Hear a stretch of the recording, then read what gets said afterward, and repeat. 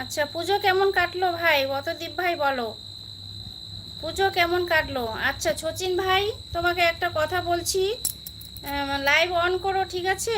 আমার লাইভ হচ্ছে এখন মনিটাইজেশন চ্যানেল।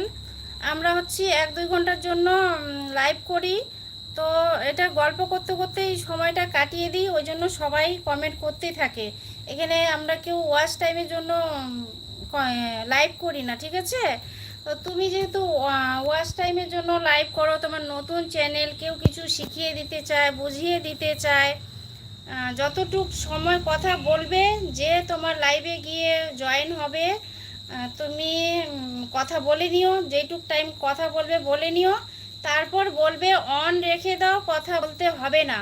তুমি কি বলছো? তোমাকে আমি কতবার বলছি আমি অন রেখে দিলাম।